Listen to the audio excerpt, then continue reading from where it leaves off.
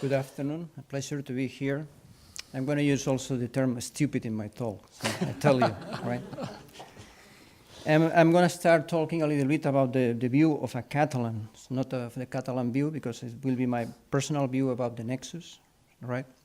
And then I'm going to shift more about the Catalan view of how we are implementing these sustainable development goals into Catalonia. And actually, we have really finished the report, and I'm going to refer to some of the key issues related to food security and food policy.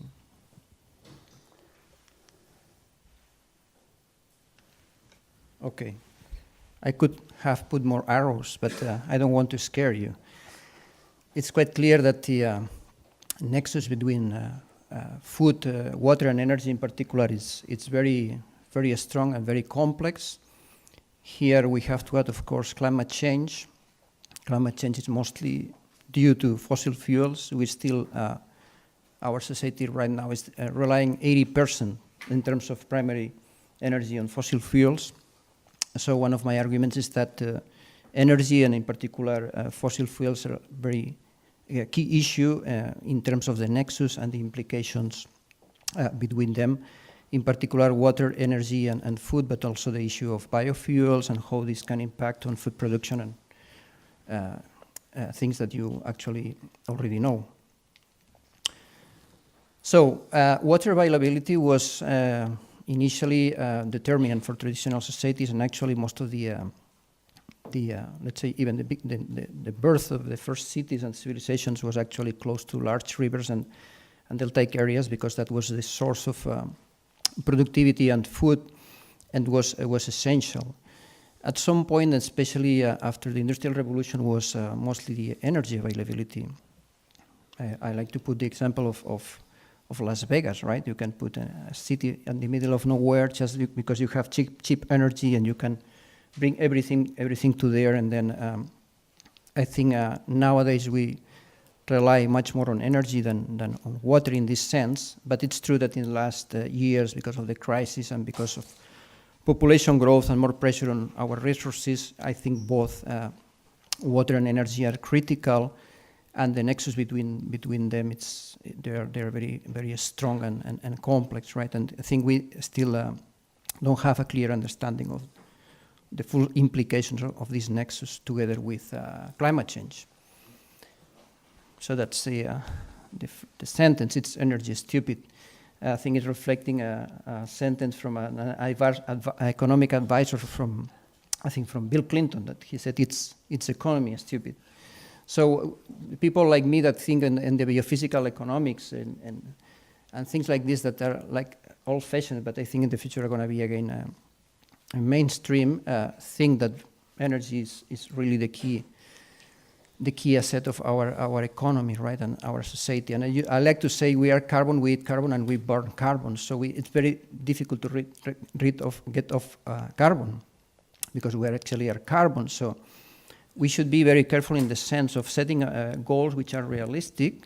We still are relying very much on fossil fuels. This is going to be very difficult, and we have to be very realistic, because if not, we are setting goals that maybe are not going to be fulfilled. And we have to be aware that we need to invest part of this energy, this free energy from the fossil fuels, to develop the renewable energies. Because if we're spending stupidly these fossil fuels and don't develop in time the renewables, that's going to be more difficult and more expensive, because we will have less resources to do that, right? And it's very clear that there is a strong relationship between fossil fuel consumption and GDP. I have here, I'll show you immediately a graph showing this, and of course related to climate change, because in the end climate change is basically because of this massive and still increasing consume of fossil fuels. And that's a paper from Bioscience from 2011 showing the quite a straight relationship between gross product and energy consumption per capita. Of course, there is variability between different countries. There is countries doing better in terms of relative efficiency, but still we are increasing the consume of global energy and water, and I think this is relevant.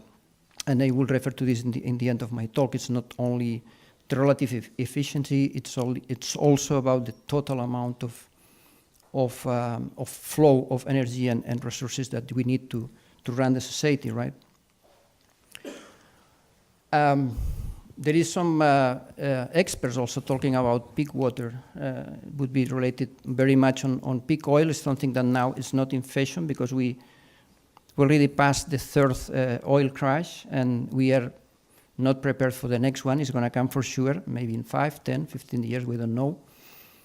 But the concept of peak water it's also important because at some point we are going to also reach this limit, and we will have to be more efficient, especially in agriculture, because agriculture is actually 70% of the use of water worldwide, but in some basins like the Ebro basins, where I mostly work, is 90%, and we can improve a lot in terms of efficiency, right? So some relevant questions related to this nexus. Which of the two critical resources, water and energy, are more critical and are going to be more scarce in the next decades? What happens to one if the other gets increasingly scarce and the other way around? Which of the two scenarios can be more likely to happen? And my point of view is that energy is actually a more fundamental resource than water for our economy. If we have sufficiently cheap energy, then we could have as much water as we could. We could even use desalination massively and pump this water wherever we want, and everything would keep running. Whereas if we have scarce energy and expensive energy, this is going to be very difficult. And especially if we have this climate change scenario, we are going to have in most of the countries, like in the south of the Mediterranean, less water, and we will be able to use less water resources to produce energy, which is another sense of the nexus, which is very important, but it's going to become also more scarce in part of the world, at least. Well, some feedbacks, that's an example. The issue of biofuels, we already have had this crisis. It's not compatible to produce biofuels massively and at the same time food for everyone. That's a big issue now because the oil price is low. So far, this is not so important, but we'll come again to the, all these problems of destruction of forest ecosystems because of the palm oil and so on. So there is a lot of nexus in these aspects. I don't have time to go in depth, but there is a lot of research and a lot of information coming in the last years talking about the difficulty to implement this type of policies. For instance, the issue of increasing in a significant way the amount of biofuels produced without impacting food. An example of data on water consumed, for instance, related to different type of vehicles, and here the ethanol vehicle that could be potentially more sustainable but could also compete for food production, it's also consuming a lot of water. So we have to take into account all of these aspects when we actually analyze an alternative and see what are the full implications of those alternatives. Well, and now I'm going to shift to this part of how to implement the Sustainable Development Goals in Catalonia. This is part of the report that we just finished.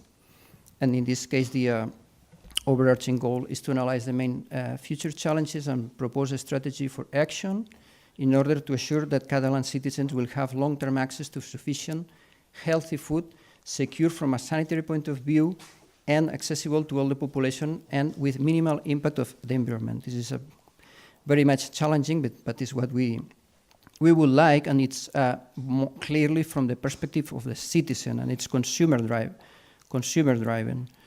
So I think this is important, and it will be one of my last remarks, because then we also have all the issue of, food production in terms of business models and in terms of globalization and in terms of imports and exports.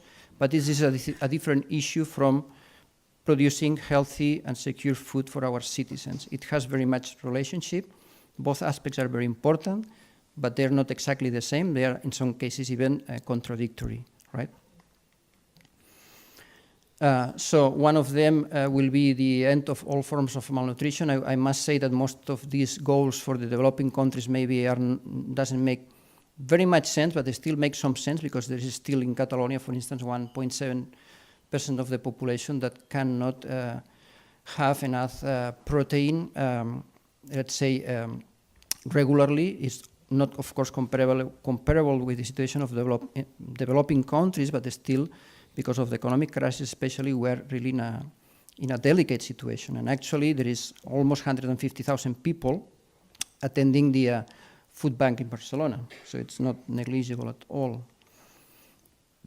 At the same time, it's true that almost half of the population has overweight, and actually worldwide there is actually nowadays more people suffering from overweight than people suffering malnutrition.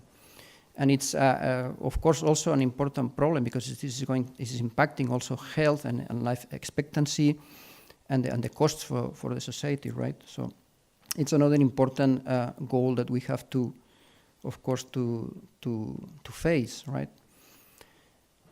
Another goal that wouldn't make sense in our case, to double the productivity of crops in Catalonia, it doesn't make sense. I don't think in the developed world doesn't make any sense. We have to increase productivity in terms of inputs, but not production.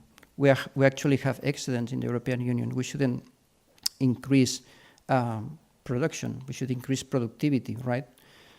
But this is maybe sometimes not so clear, and I wanted to emphasize this.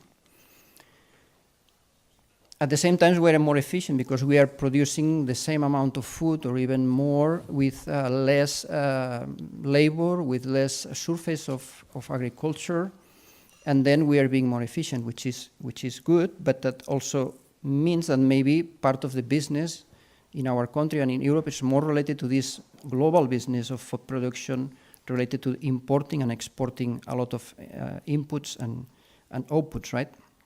And the consequent impact of this on the global footprint.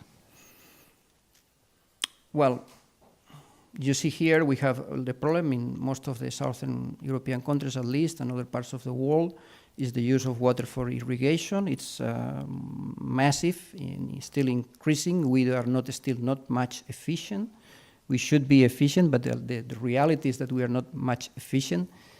That means that, in fact, we don't have real water scarcity, because even in the driest part of Spain, with 200 millimeters of rainfall, there is not a high price for water for irrigation. They are still pumping from wells, and they're not using, for instance, the desalination plants that are built because they don't need to, because the price of water is not reflecting the real price, so it's strongly subsidized. So we actually still don't have a problem of water scarcity. It may happen in the future. And then some promising figures, like, for instance, developing this sustainable production, in particular in this case, organic farming has been growing very fast in Catalonia in the last decades. And actually, nowadays, more than 12% of the usable agricultural area is organic farming, including grazing, including cattle, which is interesting. I think it's very positive, right? And then, of course, all the needs of adaptation to climate change. You know that in the Mediterranean, we are the losers in this sense. All these aspects related to climate change, all of them are going to impact negatively. In our case, less rainfall, more heat waves, more droughts, etc.